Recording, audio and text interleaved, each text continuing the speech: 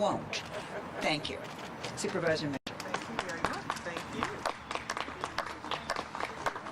So, good morning, Loss.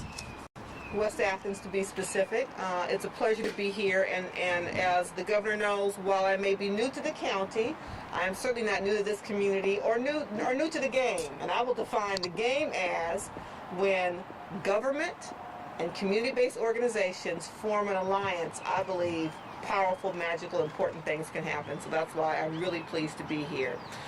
You know, this investment allows us to better serve our fellow Angelenos and Californians that urgently need housing and care. And it's the combination of those two things that this model is really going to bring to bear. We are pleased that Dr. Sacramento Galley is here. That's our inside joke. And I really want to say publicly that I need you to expect a robust application for buildings across the county, a county that is desperately in need. What's going to happen here? Safe landings is unlike any other effort in our county, and it a no wrong door approach, because if you're in crisis, the last thing you want is a bureaucratic-oriented response. Oh, you have this need? No, that's not us. You have to go there.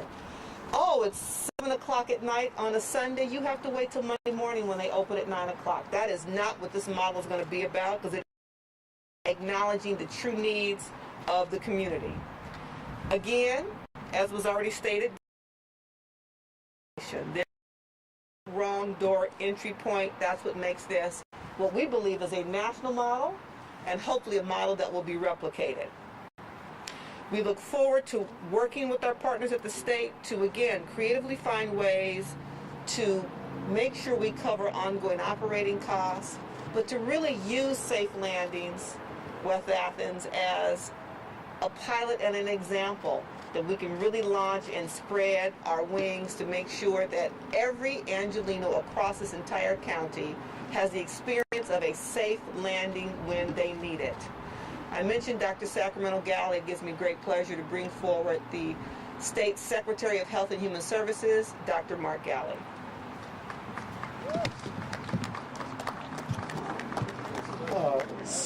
Supervisor, thank you.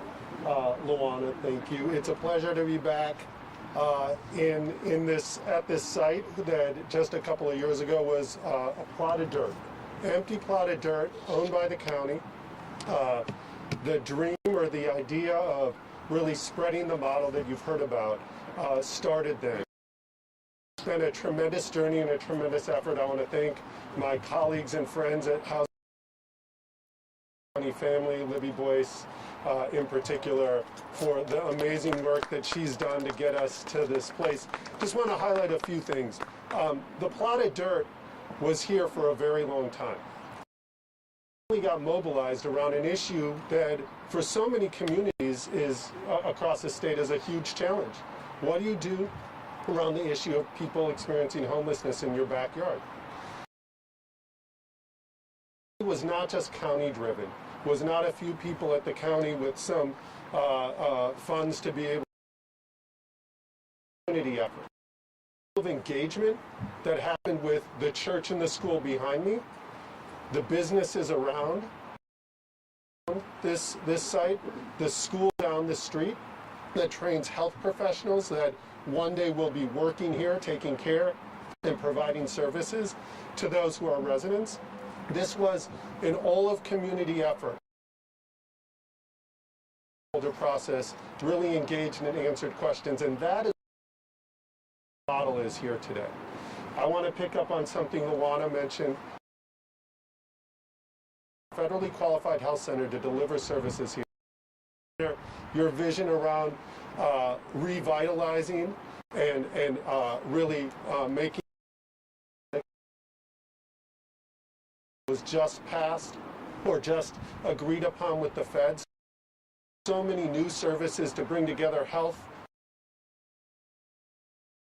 services to reimagine the social drivers of health, which so many go into the lives of people experiencing homelessness.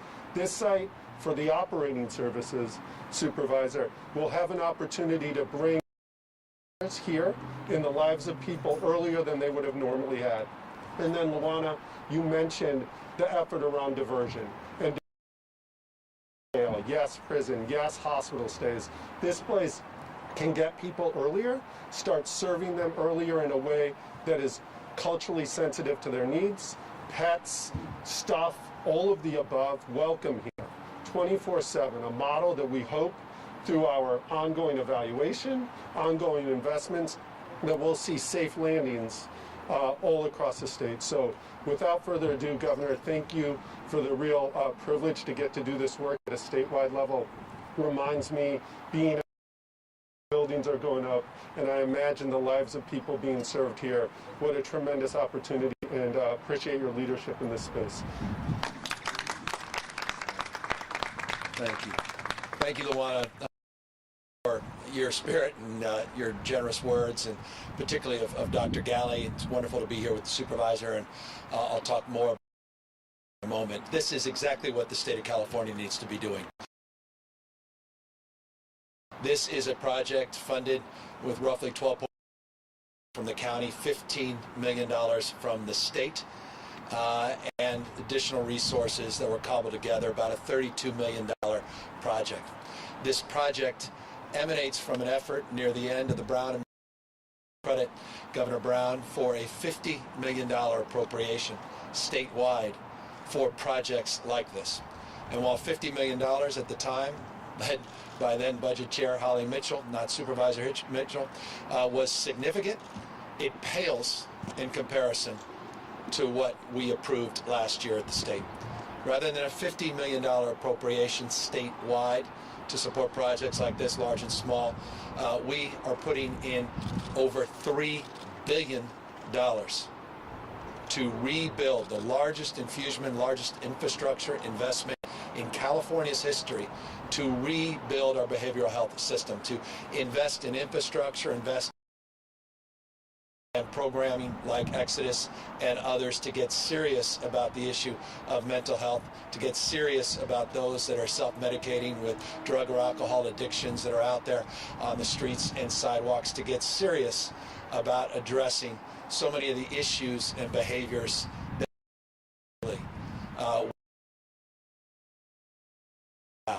and so we're here specifically as a proof point of the kind of work that we demonstrably want to advance at a scale, again, that it's never been advanced in California's history. Today, specifically, we are taking of that $3 billion that was just approved by the legislature. Within now a matter of months, we are announcing one in what we refer to as a NOFA, which is and a notice of fund availability for cities, counties, for private nonprofit, as well as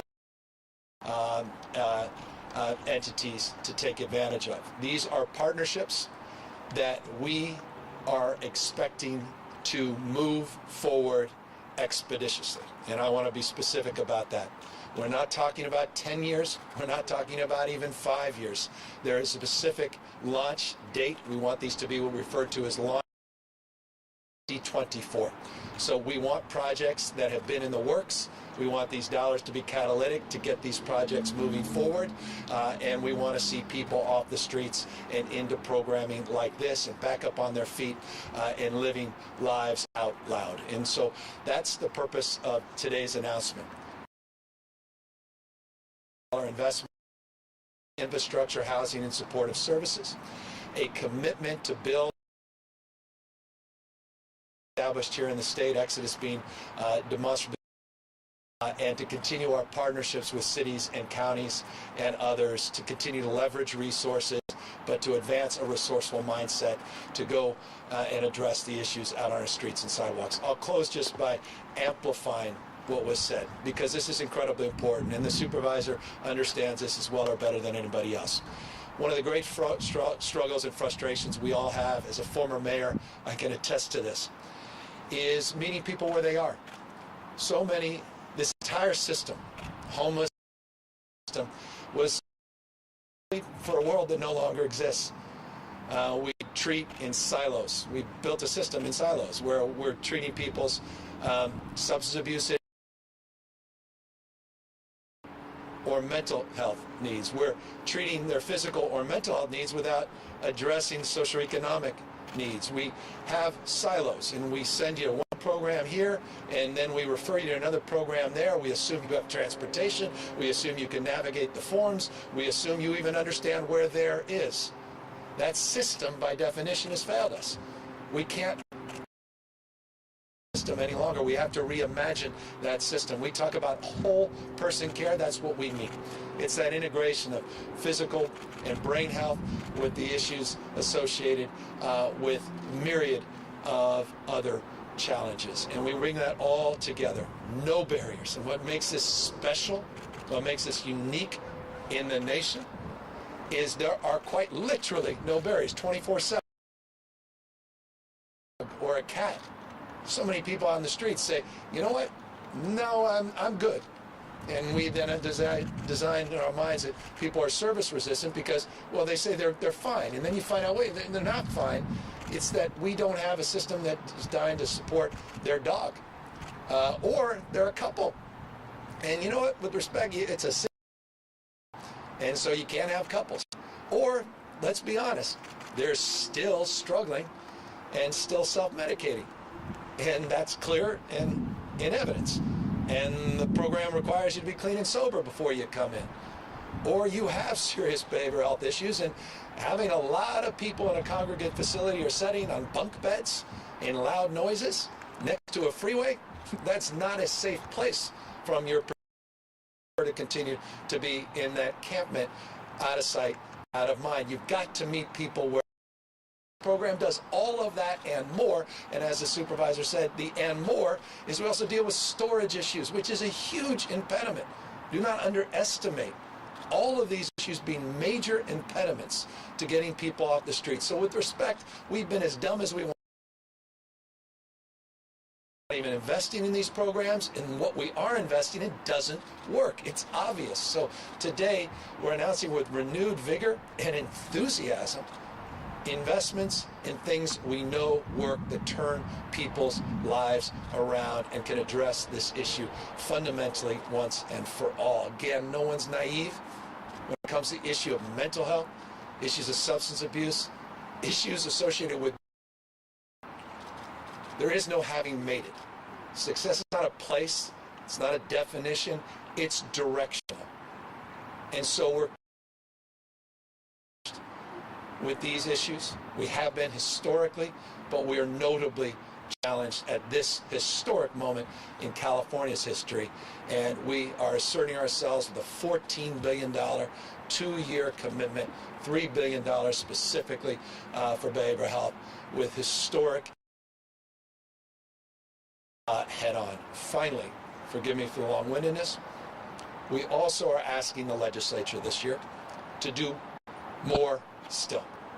Specifically, an additional $1.5 billion. This of the $3 billion for programs like this, an additional request to the legislature, and I have all the confidence in the world with their leadership, and that's very significant. That leadership and support has been extraordinary over the last few years. That's for temporary strategies, not 10-year again, 5, 10, 15, 20-year strategies, not even necessarily permanent strategies, but temporary bridge strategies so that we can address the gap between getting the landscape, between getting the permits done here, between packaging all this together. So we build things quickly and we get people rapidly rehoused, we get them that peer support, we get them those social services, we build that architecture in that interim so that we can then process these more permanent funds into the future. And then finally, last thing, an additional $500 million specifically for encampment resolution grants.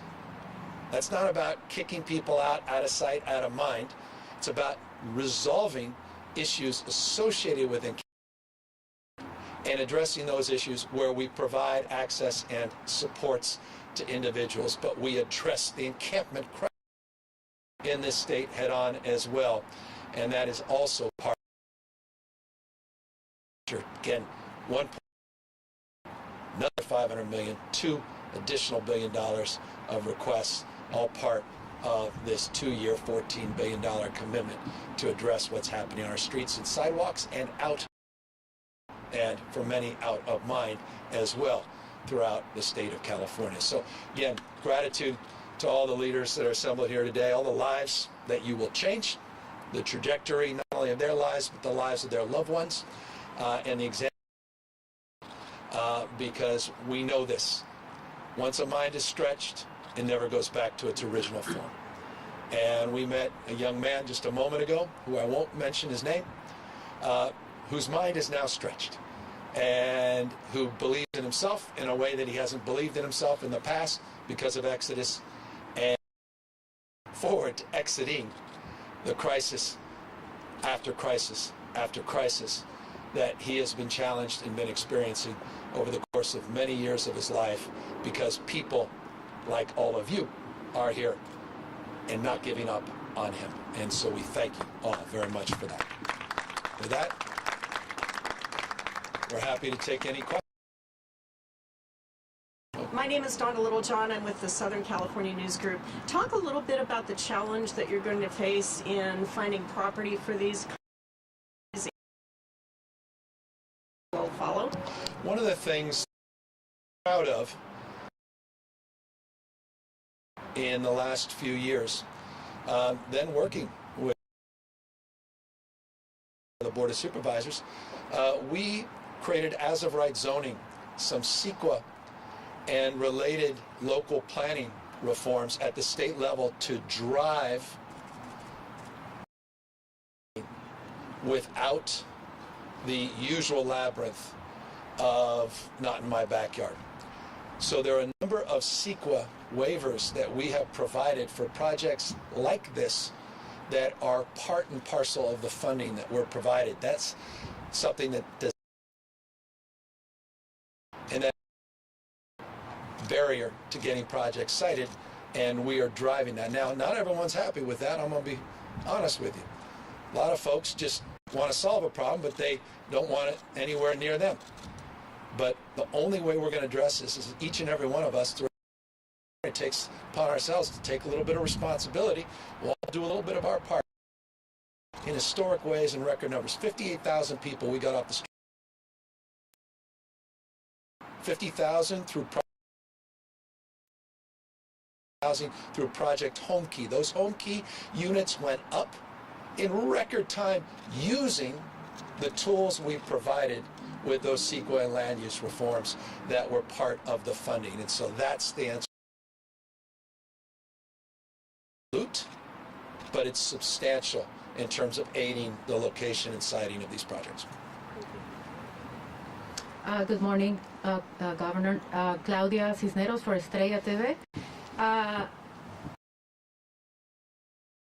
Program going to benefit the Latino community, people that are experiencing hopelessness, and what are the efforts that are being done to attract them to this kind of program? Well, I think the thing that defines all of our work in Sacramento, I know it defines the work down here in LA County and Exodus work.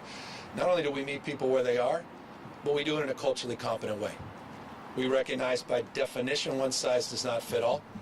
And we not only meet people where they are, but with that cultural competency, we make sure we quite literally, not figuratively, speak the language, that we recognize cultures and traditions, we recognize family, we recognize the nuances that define the best of the state, that defines, well, that calls itself the most diverse state in the world's democracy, California. This benefits the Latino community, and fundamentally it's grounded in the notion of inclusion, and it's grounded again with a core construct of competency, again culturally defined. Governor Craig Figner with KNX here in Los Angeles. I'm told to tell you I'm also the last question, so I'm going to do two for. We could still do two if you would. Okay, so weren't wearing a mask last night with kids at the game. And my other question is on an initiative that you're backing to kind of eliminate it and make it a, quote, positive healing environment for people who are on death row. So your response to both, please. Well, I think premeditated murder is wrong in all its forms and manifestation. Premeditated murder. I don't support the death penalty. Never have. I think there's other ways to hold people to account. Life imprisonment without the possibility of parole being foundationally one of them. We're one of the few industrial nations in the world that still sentences its population to death. The voters a number of years ago, I don't know specifically what you're referring to in terms of the question, and I'll get to your other question, but the voters a number of years ago upheld, so doing, are requiring us as a state to make those on death row work and to get them into situations where they actually have to make some contribution. A number of people over many years have been moving out of death row into general populations throughout the state of California. This has been ongoing, and it now is going to continue. And it then poses the question, what do you do with the old death row if, pursuant to the will of the voters, people to require work? What do you do with the actual physical facility? And that's something that we're imagining that I think you may be referring to. And that's in the budget process where we're making investment in what that might be and how we can reprogram that space, which is a critical space at San Quentin. And anyone who's been to San Quentin knows two things about it. One, it has our death row. But number two, it's one in the entire system. Perhaps it's because it's proximate to the Bay Area, a lot of nonprofits that support rehabilitation. The challenge at San Quentin is there's not a lot of space for rehabilitation. This may provide additional space to increase programming. That's what we want to explore with that appropriation. So those are 2 points on the death penalty. One, I think it's immoral. I think it's wrong. We did a moratorium, but the voters of the state of California have advanced a principle of requiring that population to do work that they haven't been able to do in the current facility, and that's why we're reimagining the future. As it relates to, you're correct, I was very judicious yesterday, very judicious, and you'll see the photo that I did take. Magic was kind enough, generous. My left hand's the mask, and I took a photo. The rest of the time I wore it, as we all should. When I had a glass of water or a thing, and I encourage everybody else to do so. And that's it. Governor Phil Schumann with Fox 11. I know you probably want to make that the last word on this, but given your history with this issue, should you maybe reconsider the message that it might send? I mean, of course, I was trying to be gracious, and I made a mistake. I was trying to be gracious and took the mask off for a brief second, but encourage people to continue to wear them. I want to just say this. Today was an important 14.5% positivity, which is a very encouraging sign. Remarkable that 14.5% positivity would be considered an encouraging sign. But we are seeing a significant decline in the number of confirmed cases of Omicron. We're seeing a decompression now of our hospitals, hospitals and ICUs. And we are working actively, as I think I've previewed to a number of you, on an endemic plan, not a pandemic plan in this state. And I keep previewing it because I'm very enthusiastic about the progress we're making with releasing that endemic plan of how we live with the virus, how we address and live with the surges, what we've learned, what protocols we encourage to be in place, and how we believe we'll process things moving forward. So working on all and we need to maintain that vigilance. I did so with and you know, I look forward to continuing to maintain vigilance in the future. With that,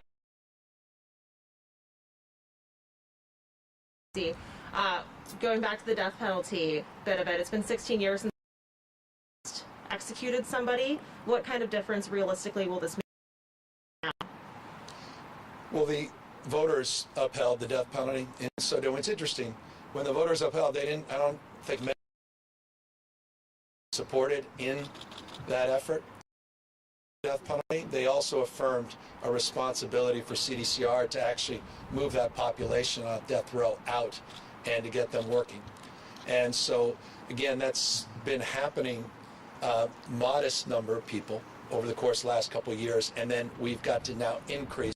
Been a number of inquiries, number of push, and further, and so we're in the process now of pushing that population out of the row, the physical death row, and moving a number of people safely and very thoughtfully. There's a judicious process here into general population appropriately so that they can conduct work.